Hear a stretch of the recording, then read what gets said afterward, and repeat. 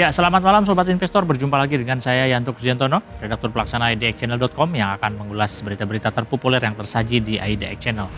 Ya, Sobat Investor, bagaimana kabar Anda hari ini? Bagaimana pula kabar portofolio koleksi Anda usai indeks harga saham gabungan atau IHSG yang berhasil rebound pada perdagangan akhir pekan ini dan bertengger di zona hijau setidaknya untuk sementara waktu.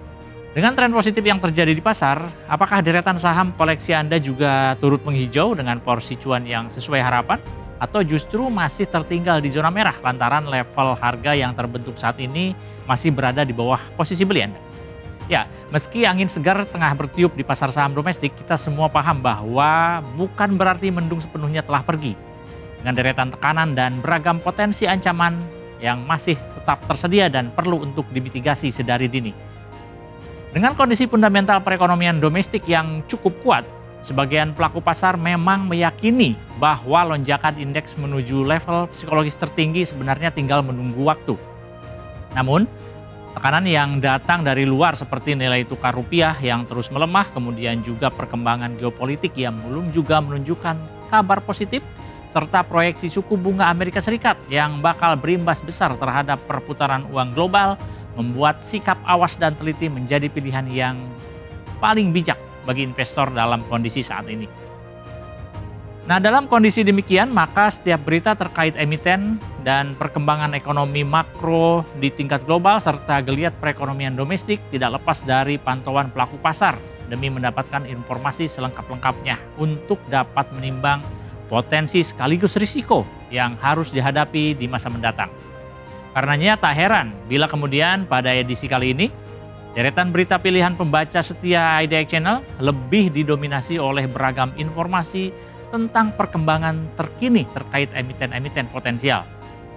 Hal tersebut bisa dimaknai sebagai sinyal bahwa pelaku pasar sudah mulai percaya diri untuk kembali membelanjakan dananya di pasar saham domestik, meski tetap harus diyakinkan soal kualitas dari emiten yang sedang dibidik itu.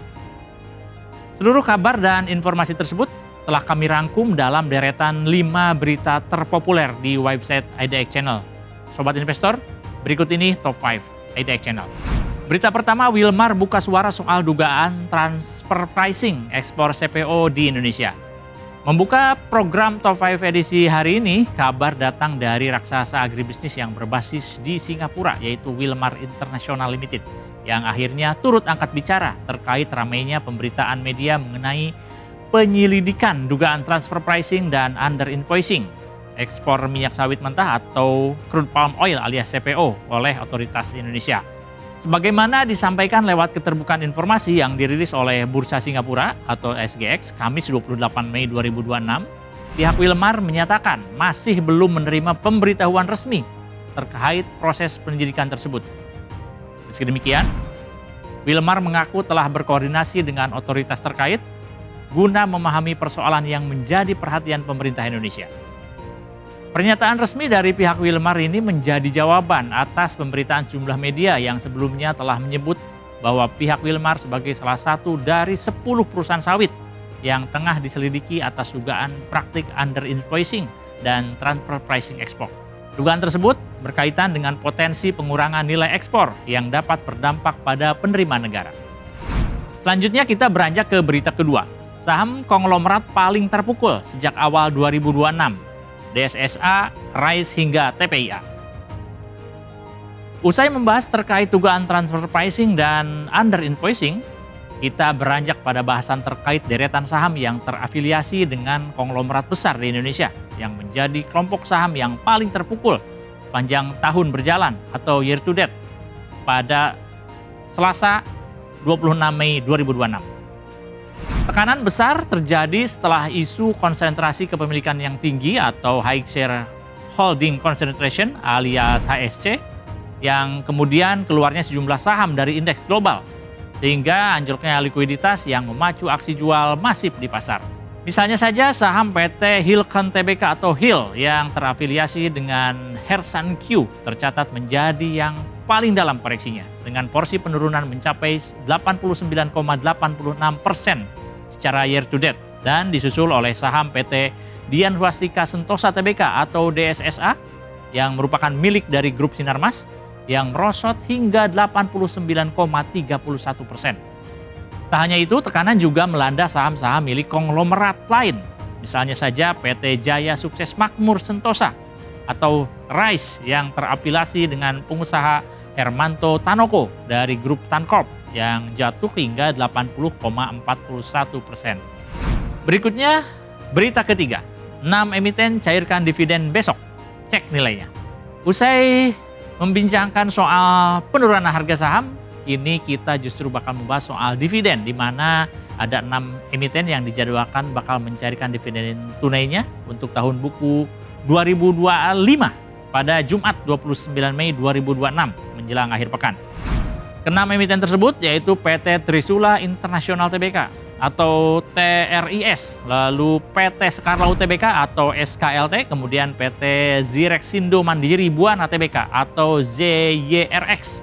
Selanjutnya ada PT Lipo General Insurance atau LPGI, lalu PT UP Indo Jelly Gum Tbk atau UP, serta PT Lautan Luas Tbk atau LTLS.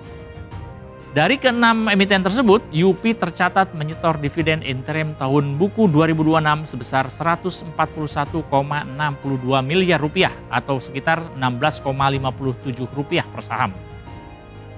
Besaran dividen tersebut setara dengan 80% dari laba bersih yang dapat diatribusikan kepada entitas induk, yakni senilai Rp177,02 miliar per 31 Maret 2026. Sementara itu, nilai dividen terbesar untuk tahun buku 2025 dibagikan oleh SKLT dengan nilai Rp48,9 miliar atau setara dengan Rp8 per saham. Selanjutnya kita masuk ke berita keempat. Akuisisi perusahaan tambang, PACK gelontorkan pinjaman ke anak usaha. Dari perbincangan terkait dividen, kita beranjak pada aksi akuisisi yang dilakukan oleh PT Abadi Nusantara Hijau Investama Tbk atau PACK melalui 2 anak usahanya, yaitu PT Adi Prakarsa Raya atau APR dan PT Sumber Cahaya Raya atau SCR. Sebagaimana yang disampaikan oleh perseroan lewat keterbukaan informasi yang dirilis oleh Bursa Efek Indonesia atau BI pada Selasa 26 Mei 2026, disampaikan bahwa pihak PACK memberikan pinjaman kepada 2 anak usahanya tersebut, yang kemudian dana ini digunakan untuk mengakuisisi PT Konutara Sejati dan Karyatama Konawe Utara. Skema pendanaan dilakukan melalui kombinasi penyertaan modal dan pemberian pinjaman yang terdiri atas 30% dalam bentuk tambahan modal yang disetor dan 70% lainnya berupa pinjaman dari perseroan kepada masing-masing entitas anak. Secara rinci, PACK memberikan fasilitas pinjaman tanpa bunga senilai $70,05 juta Amerika Serikat kepada APR dan sebesar $48,09 juta Amerika Serikat kepada SCR. Terakhir, di berita kelima, MPMX tetapkan dividen Rp170 per saham. Ini jadwalnya. Penutupan program Top 5 edisi hari ini kabarnya datang dari PT Mitra Pinastika Mustika Tbk atau MPMX alias MPM Group yang baru saja merampungkan rapat umum pemegang saham tahunan atau RUPST, di mana salah satu keputusan yang diambil yaitu terkait pembagian dividen untuk tahun buku 2025. Yang menarik, dalam RUPST tersebut disepakati oleh pemegang saham bahwa dividen yang akan dibagikan memiliki nilai jumbo, bahkan jauh di atas laba bersih yang didapat perseroan pada 2025. Sebagaimana diputuskan dalam RUPST, nilai dividen yang akan dibagikan yaitu mencapai Rp170 per saham, di mana dividen tersebut berasal dari laba tahun berjalan yang dapat diatribusikan kepada pemilik entitas induk pada 2025, yakni sebesar Rp452 miliar. Penganggaran tersebut juga masih akan ditambah dari sisa saldo laba yang belum ditentukan penggunaannya. Demikian Top 5 IDX Channel edisi kali ini, saya Yanto Siantono pamit undur diri. Harap diingat bahwa segala keputusan pembelian maupun penjualan saham sepenuhnya berada di tangan Anda Sobat Investor. Pantau terus berita ekonomi, bisnis, dan pasar modal hanya di IDX Channel TV, idxchannel.com, dan media sosial IDX Channel. Sampai jumpa.